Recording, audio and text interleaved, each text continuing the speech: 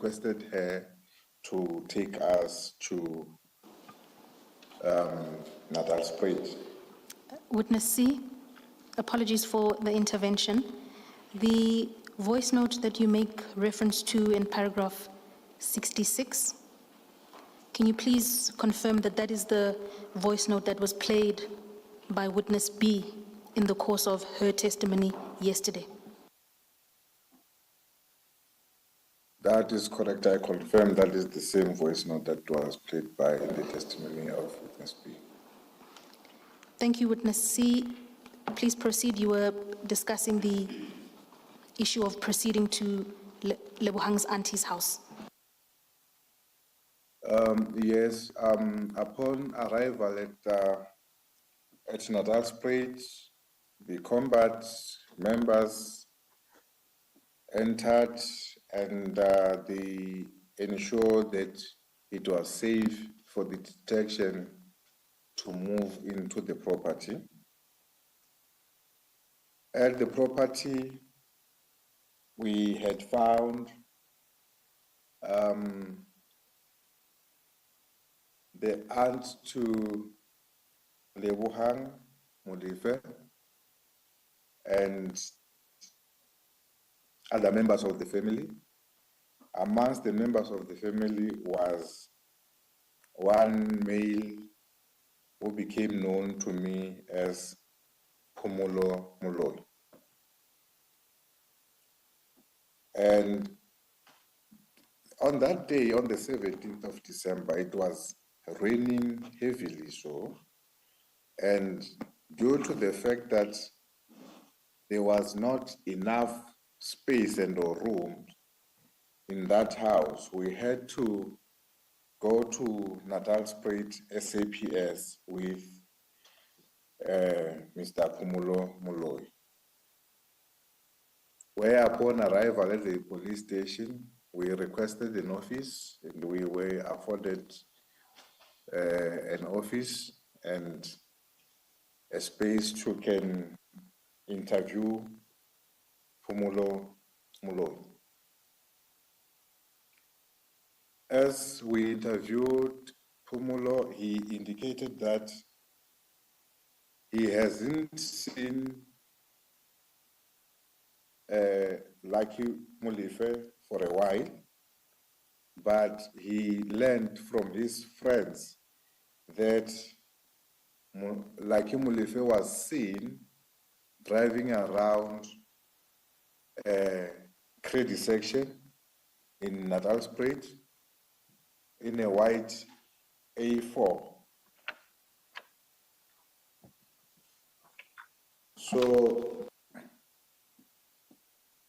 after the interview with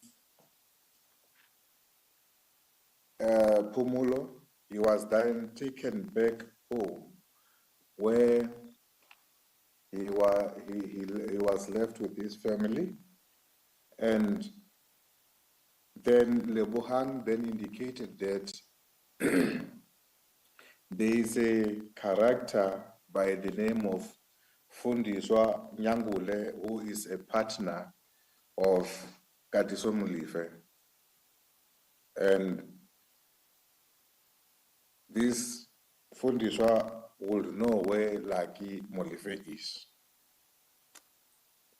So then Lebohang, that is when she told us that she knows where Fundiswa resides in Fourways, and she would like to take us to Fundiswa's house. In this, commissioners, Ms. Muhlasedi, sorry, Witness C. Witness C pronounced the surname the way it should be, but in the statement it's misspelled all the way. Can you please see to it that it is corrected? Thank you, Chairperson. There are indeed some errors at paragraph 67 and 8 that have been identified and will be corrected. Yes. Thank you. Thank you. Please proceed, Witness C. Commissioners. Sorry for interjecting you, Advocate.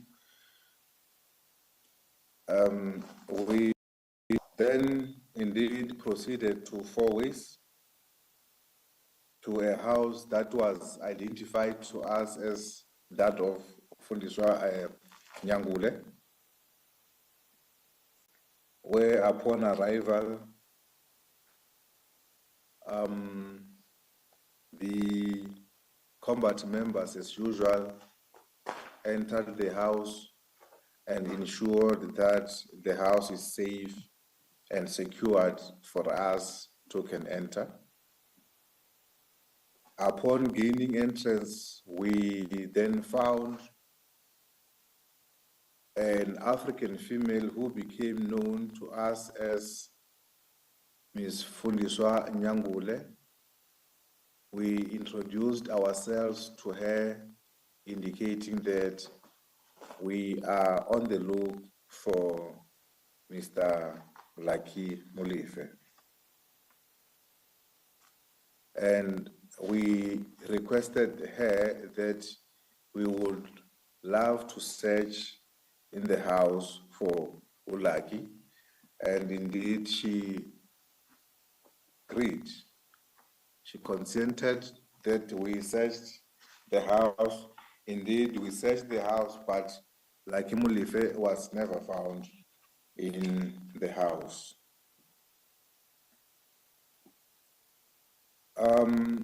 We also informed Ms. Nyangule that in one of the voice notes that we found from the iPhone of Lebohang cell phone, it was from her, indicating that she must, Lebohang must inform Lucky to stay indoors and not to move around. So she was also informed that facilitating the evasion of arrest of a suspect amounts to a criminal offense. She then indicated that the last known place that Lucky was, it was at Standerton to a family relative. And she indicated that she is not well familiar with the place, but Lebohang will be the best person to can point out the said address. Well, after that, we then headed to Standerton along with Lebohang and Ms. Nyangule, where upon arrival at a house in Standerton, Sakile area, the combat members gained entrance into the property, and when they have secured the property, we went in and searched for Mr. Lucky Molefe, and unfortunately, Lucky Molefe was not found, and there was nobody in that house. I noticed that the house was fitted with CCTV cameras. Therefore, we located the DVR and we seized that DVR, whereby upon seizing the DVR, our forensic experts did the photographing of the whole house and of the packaging of the DVR in question. We then proceeded to Sakile SAPS, whereby an OB entry was made pertaining the search that was conducted at Sakile house, and the issue pertaining the seizing of the DVR. Then we to Gauteng.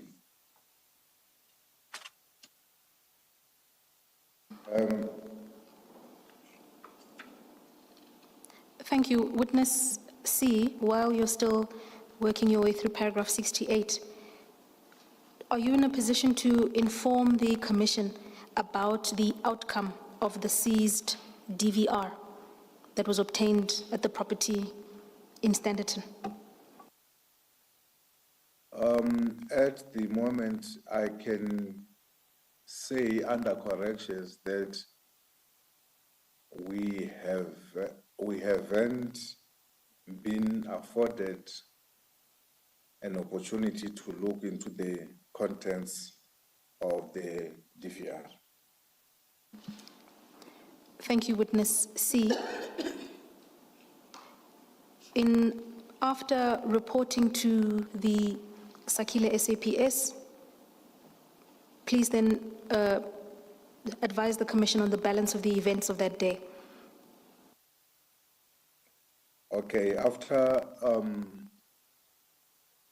reporting at Sakile SAPS, the forensic experts booked in and out the DVR, though I do not have the SAP30 number at hand, and we then drove back to Gauteng, where upon arrival in Gauteng, Lebohang Molife and Fundiswa Nyangule were then taken back to their respective homes. Thank you, Witness C. With reference to paragraph 69 of your witness statement, do you confirm that an active manhunt, an active search still ensues for Mr. Lucky Molefe till today? That is correct. We are still in search and looking for Mr. Lucky Molefe. And we also have published on the 10th of June 2025 a media statement that indeed we are still searching for the Lucky Molefe. And I would want to make it known also to the Commission that during one of the appearances of Katiso Molefe whilst he was still applying for the bail that was refused, he uttered words like, on his second appearance at court, when we were transporting him back to the prison, he uttered the words saying, as long as I am incarcerated, you will never find my nephew. And I really believe him that he is capable of doing that, as we're still looking for him today. Thank you, Commissioners. Thank you, Witness C. If you then turn over the page to page 25, we're at paragraph 70 of your witness statement. That is a concluding paragraph to theme 3. Could I please invite you to take the Commission through those? Thank you. That is correct, Commissioners. After we took the two, Ms. Lebohang Molefe and Ms. Fundiswa Nyangule, to their respective homes, we later learned that there were cases opened against our team, cases for kidnapping, to say that we have kidnapped them and they were tortured. And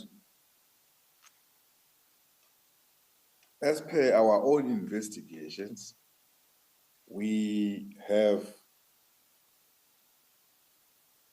found, the first part is that we know that the kidnapping part is correctly wrong. It's very wrong to say that they were kidnapped, as they were asked to accompany. They were never forced to accompany us.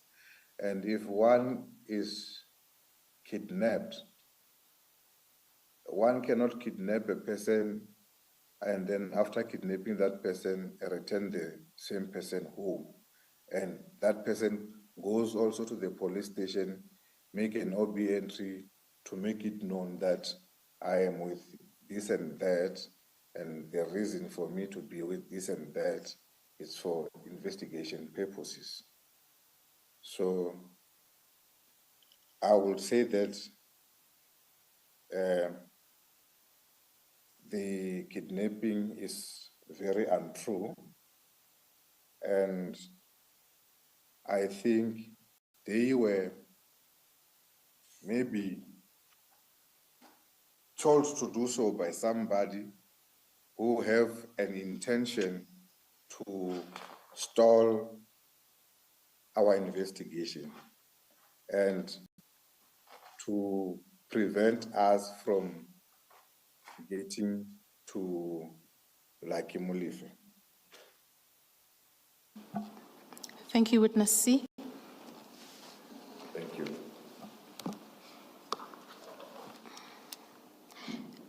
Witness C, we will then proceed to theme 4, which is on page 25.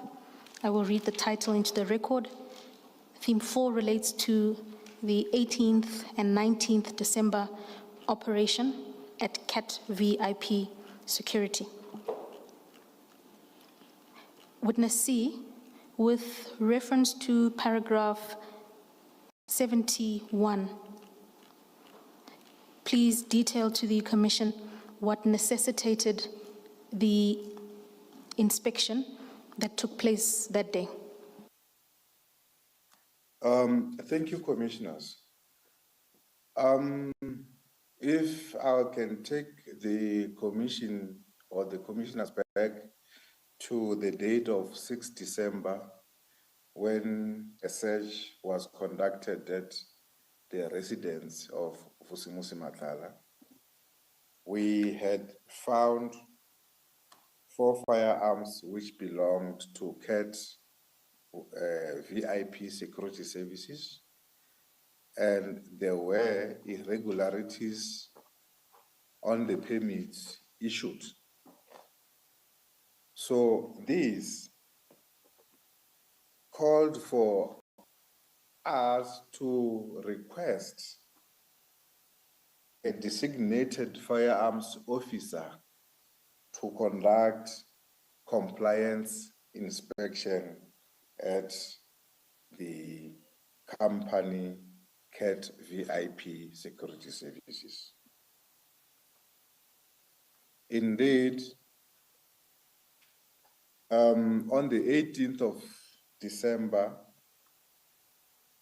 we went to CAT VIP Security Services in Main Lane with our forensic expert and the DFO, which is designated firearms officer, to conduct the compliance inspection. This date of the 18th, it was a date that was agreed upon with the DFO and the what we call a responsible person for CAT VIP security services because this was an announced compliance inspection. So upon our arrival at the offices of CAT VIP security services, a person known as Mr. Mawetu Sankobe, who is a responsible person for the firearms as nominated or as appointed by the company, was not found.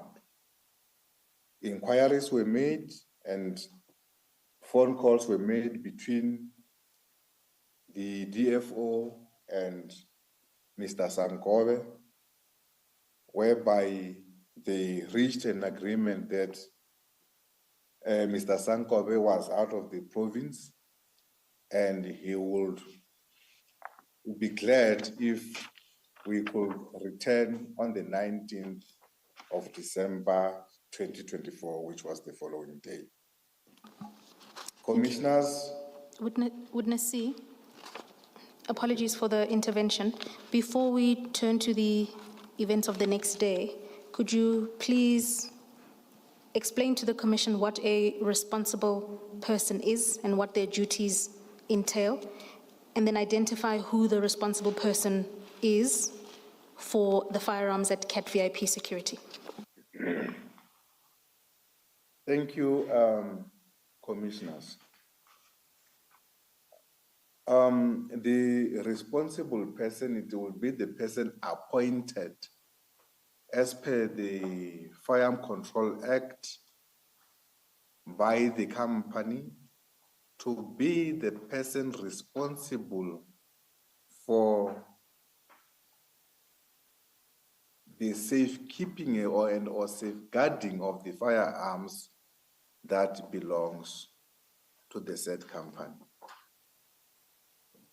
One of his responsibility as the responsible person is that he is the only person who should have access to the safe where the firearms are kept. That responsible person also is the person who on a daily basis, on a day-to-day operations of the company, will issue permits to the competent employees who are competent to carry the specific calibers of firearms. Thank you, Commissioners. Oh, and sorry, the responsible person that was appointed at that time was a person known as Mr. Mawetu Maxwell Sankor, and the firearm logistics manager. Thank you. Thank you, Witness C. Please then pick up with your evidence from paragraph 74. Thank you, Commissioners. On the 19th of December 2024, we proceeded again to CAT VIP security offices, whereby it was myself, the DFO, and the forensic expert. And we arrived at the offices around 10 o'clock in the morning on that day. Upon arrival at their offices, we were welcomed by Mr. Sankobe, Mr. Matlala, and the company's lawyer, who became known to us or to me as Mr. Shu. The DFO informed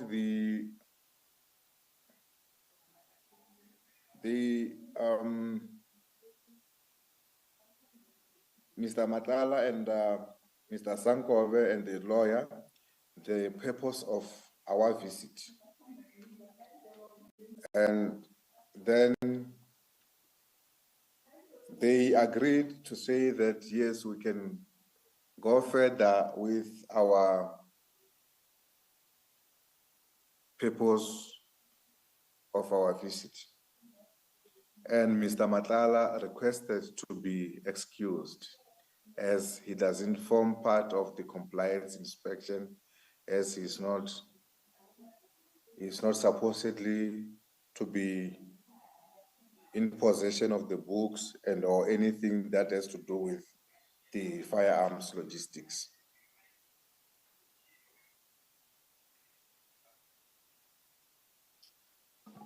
Please. During the course of our compliance inspection by the DFO, there were several irregularities that were observed by the DFO. One of the irregularity was the permits that were digitally signed or digitally pre-signed. In one of the registered, we have also found that the signature that is attached to one of the registers, that of for the permits, were for the previous firearms logistics manager. And now that signature was exactly the same signature that was attached to the permits held by the two guards that were found on the 6th at the house of Mr. Matala, meaning that those firearms were illegally in their possession.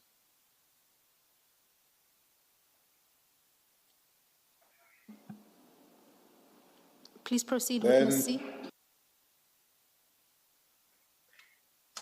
The DFO had questioned Mr. Sankove pertaining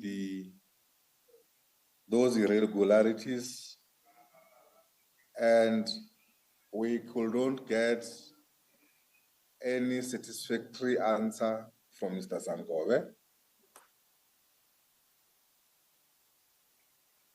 And it was then indicated that the firearms, due to those irregularities, will be seized too. Furthermore,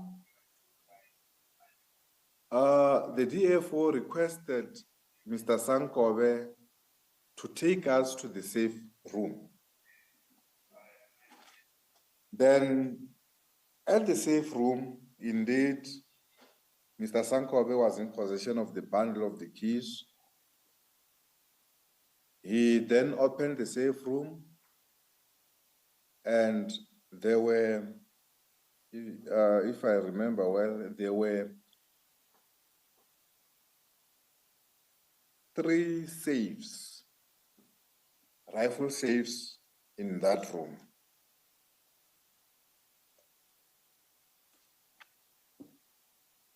So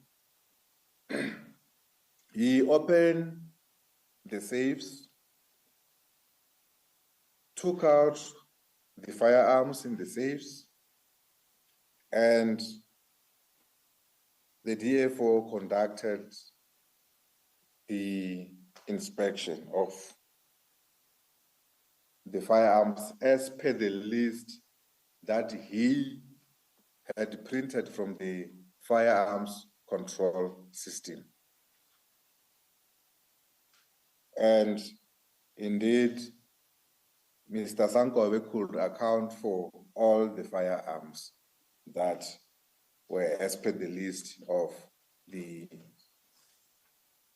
firearm control system. Then, now, the DFOs had now asked Mr. Sankobe for the spare keys to the safe, because the keys must be exclusively in possession of the Mr. Sankobe, the responsible person. And he indicated that he was not in possession of the safe keys. The safe keys, the spare key was in possession of his employer, being Mr. Vusimusi Matala. According to the DFO, this was also another contravention of the Firearms Control Act, which required that the person responsible in terms of the act must maintain exclusive access to the firearms, ammunition, and also the protective equipment. So, based on that, those irregularities and the access to the firearms safe by Mr. Matala, then the DFO indicated that we are to seize or to confiscate all the firearms that the company possess. Indeed, our photographer, the forensic expert, started packaging and photographing the firearms. Witness C, what is the role of the DFO, the designated firearms officer? The designated firearm officer, he is the one who conducts regular compliance inspections in terms of the Firearm Control Act, and he experts in the field of the Firearm Control Act. And what was your role during the inspection? My role was that of observation, and or should there need arise, as a detective, my role was to obtain statements as the DFO will see it fit. Thank you.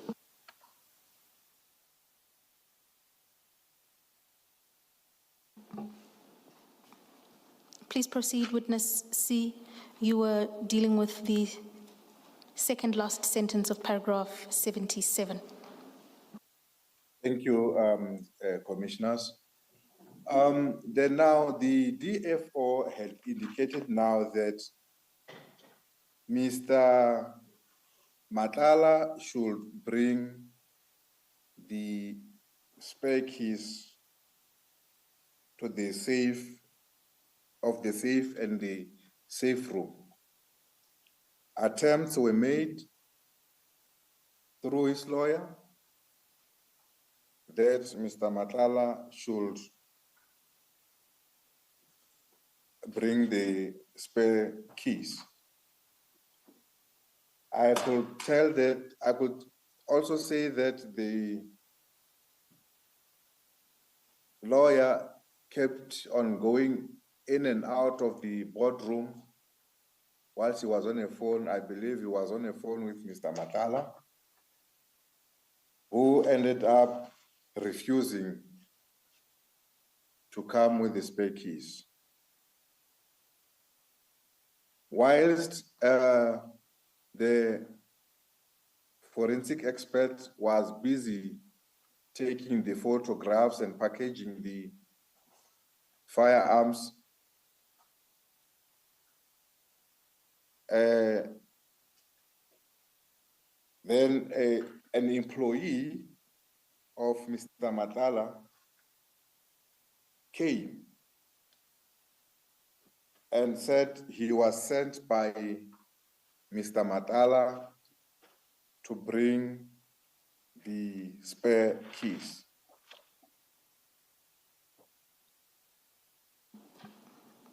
And that employee, I do not have his names at hand.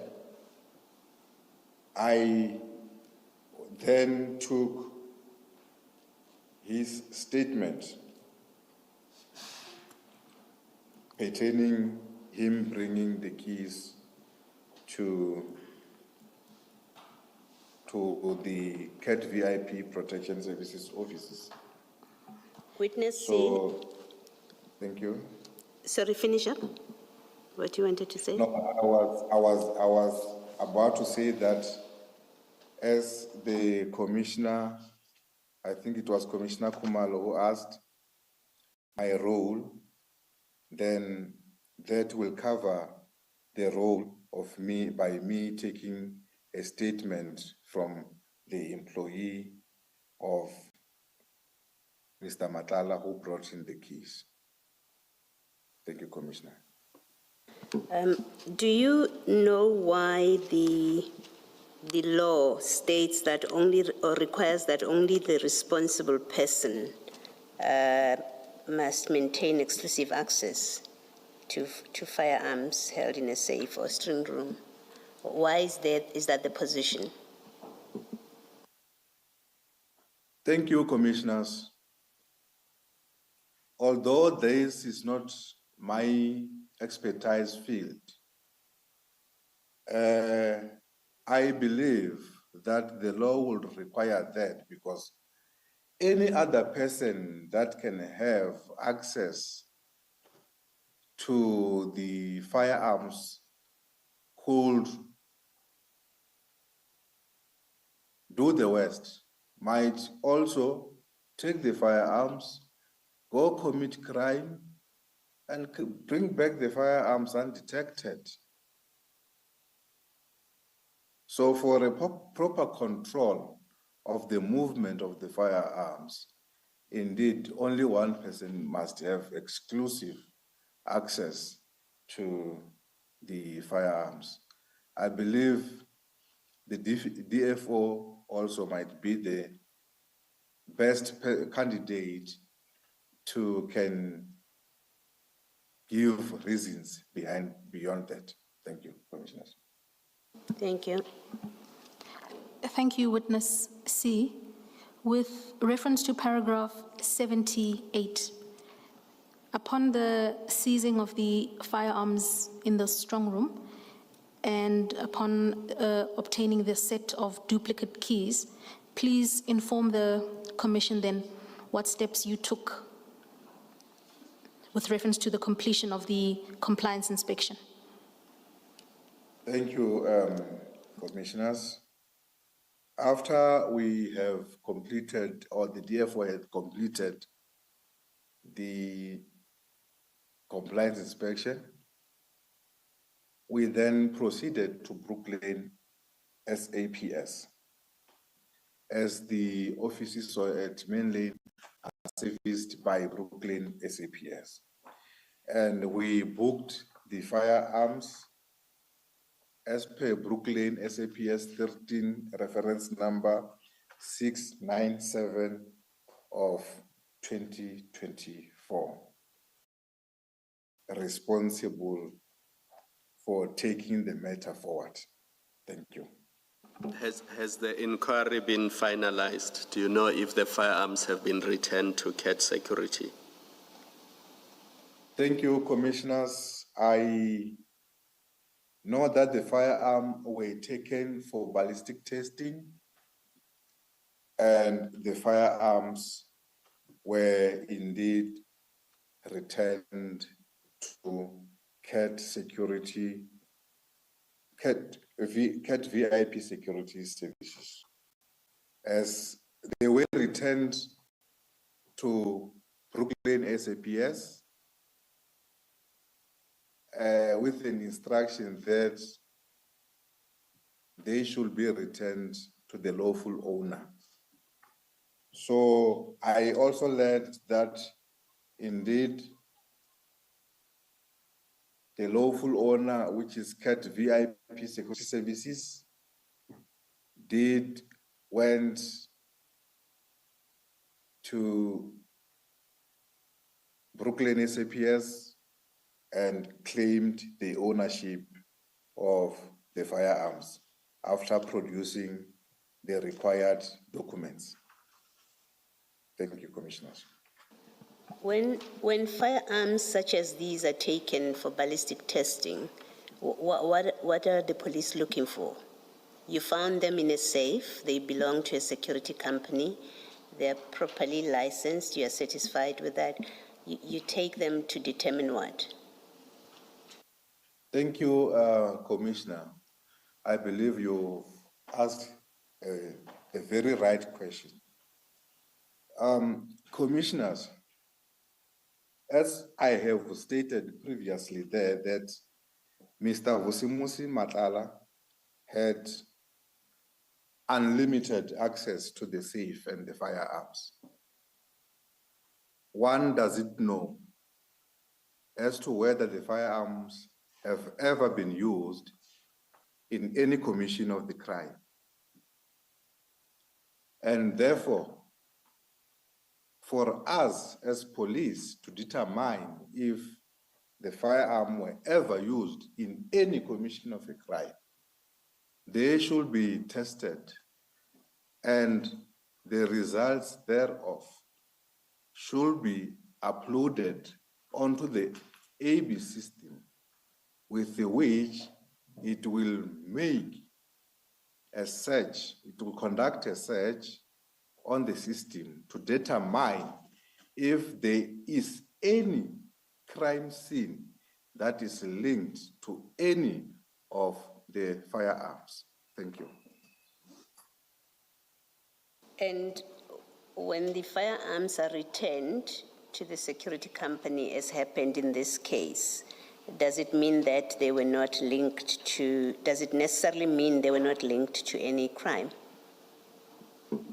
Thank you, Commissioner. When the firearms were returned to the police station, it means that the testing, the ballistic testing on the firearms was completed.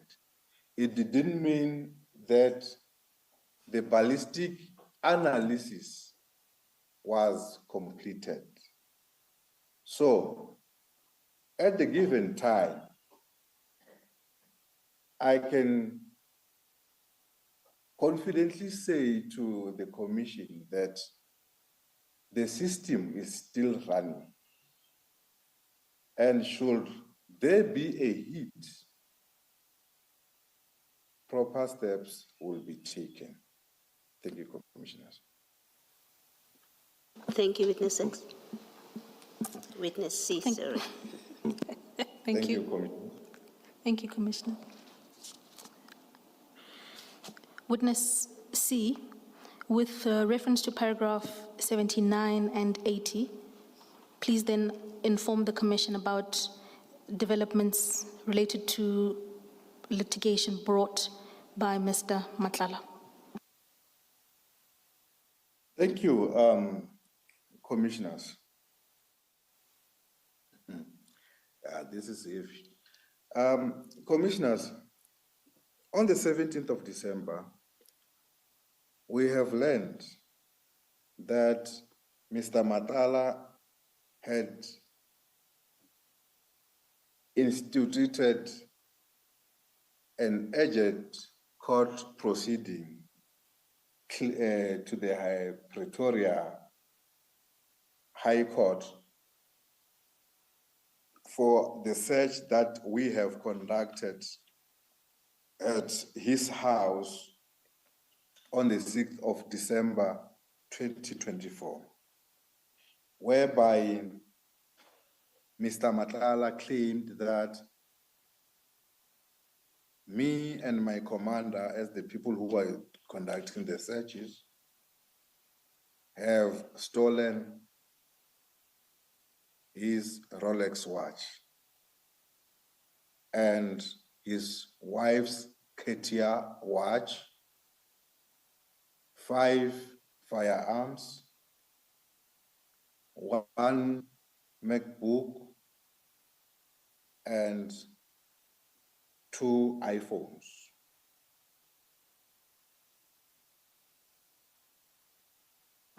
And he demanded that the aforesaid items were lawfully seized from him and they should be returned.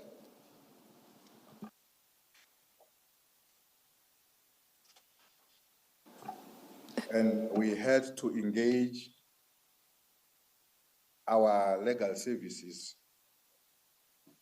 in response to the urgent court proceedings that were instituted against us.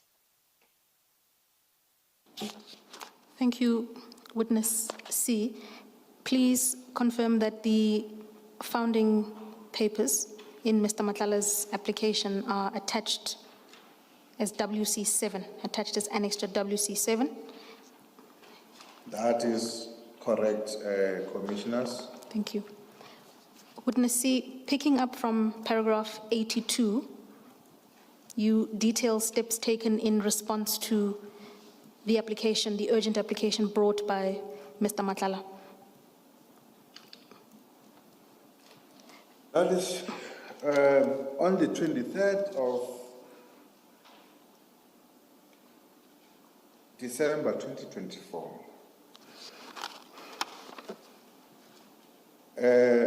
Major General Mbuso Khumalo, who is the Deputy Provincial Commissioner Gauteng,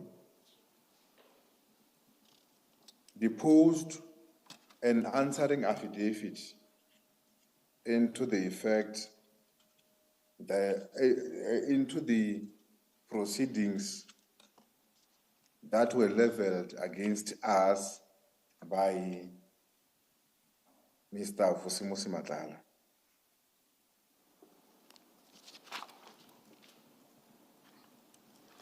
And on his statement, it was also indicated that actually he says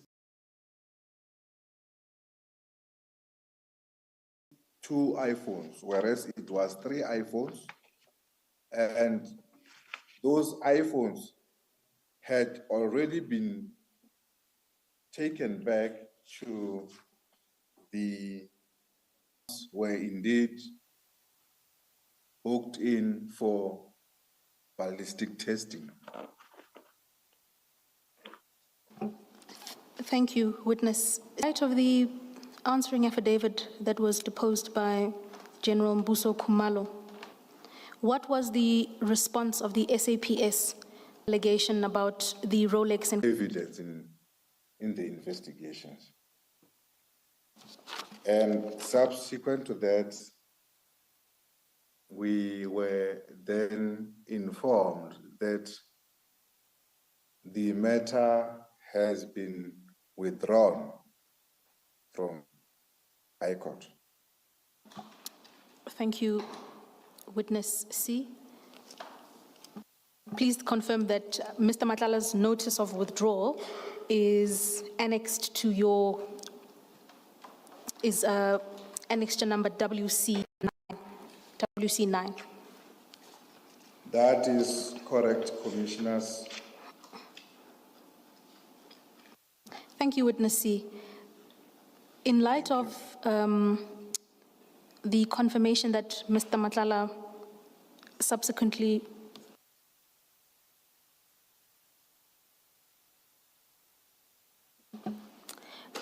Witness C, could I ask Could I ask you to turn to page 65 of your annexure bundle? Page 65. I am on page 65 of annexure bundle. Thank you, Witness C. That would be the notice of withdrawal marked WC9. Yeah. That is correct. Please then inform the Commission of the date of that notice. The date stamp for the Registrar of the High Court of South Africa, Gauteng Division, Pretoria, is dated, the date stamp is dated 30 December 2024. Thank you. But the notice itself, it says Pretoria, 24 December 2024. Thank you, Witness And C. that was the date that we were supposed to be appearing at court. Thank you, Witness C. The last line of that notice on page 65. Could you, the last line of the notice on page 65 says that the notice is removed from the roll. That's correct. That's correct. To the best of your knowledge, was the matter ever re-enrolled?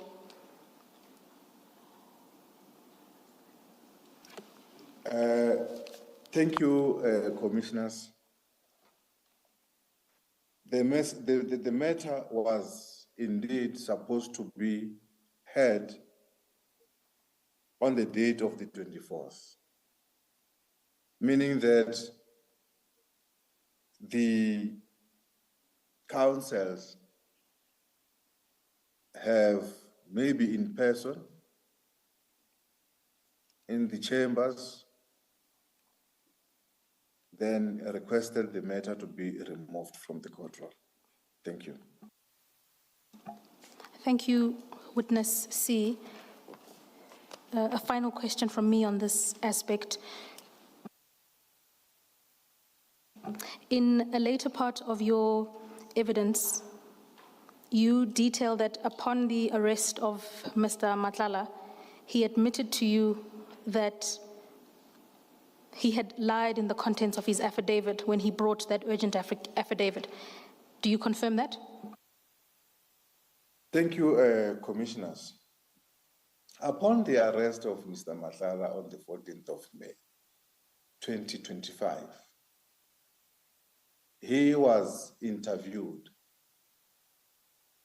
And for the record, that interview also was recorded. And with his own mouth,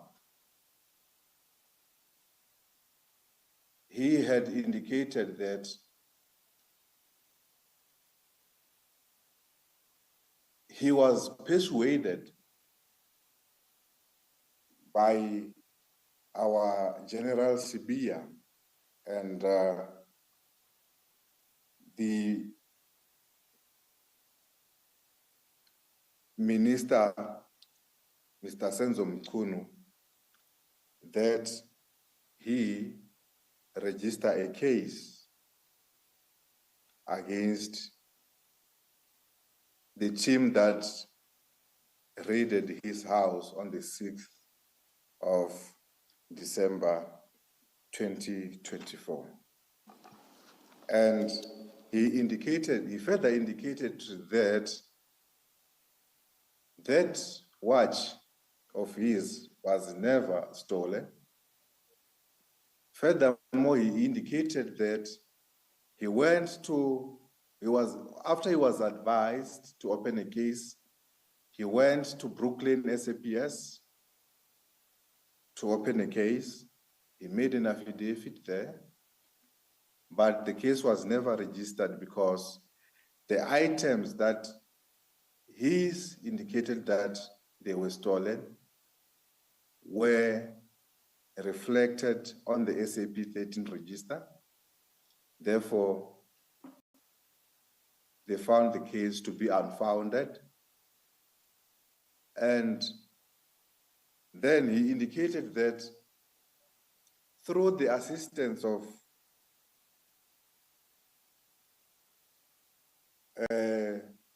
Lieutenant General Sibia,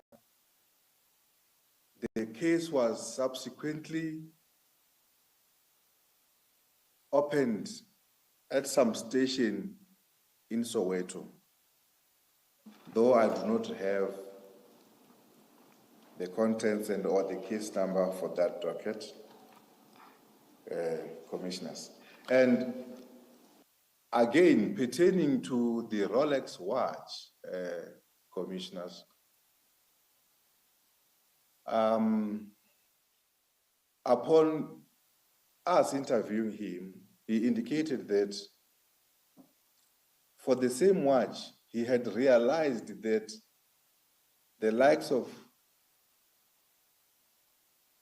Minister Nkunu and Lieutenant General Sibia and his team are using him to fight their own battles, and they are not assisting him in any way. So therefore, he proceeded to KZN and met with the former minister, Mr. Begicele. And on that day, he said he was wearing the same Rolex watch, and he showed the former minister, Mr. Begicele, the same watch to say that this is the watch that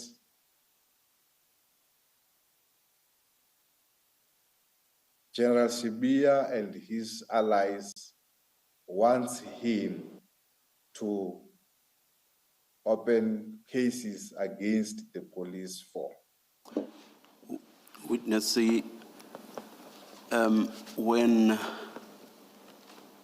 Mr. Madlanga said that Minister Nkunu and General Sibia advised him to accuse you and your team of theft, did he say that he had interacted directly with the minister and the general? Thank you, commissioners. His specific words was Lieutenant General Sibia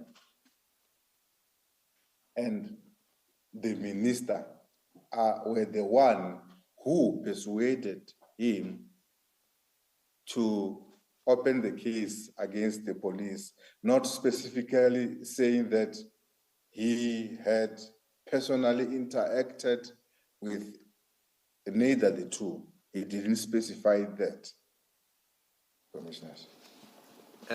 Witness C, just so that we are clear, the case you are referring to is not the urgent application that was removed from the roll on the 30th of December 2024. It is a criminal case that you are referring to. Thank you, commissioners.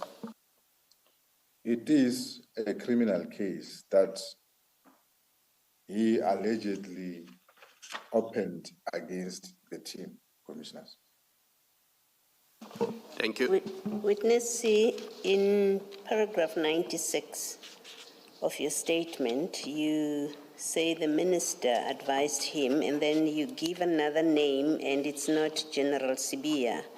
And further on, where you discuss the same topic about him being advised to go and lie about members of the GCI ops that they have stolen his property, you don't mention in the statement itself General Sibia. Can you explain that? That is correct, commissioners. I might have missed that when we were typing the statement, commissioners, but the fact remains that he indicated that Lieutenant General Sibia, minister, and their allies were the ones who persuaded him to open the case.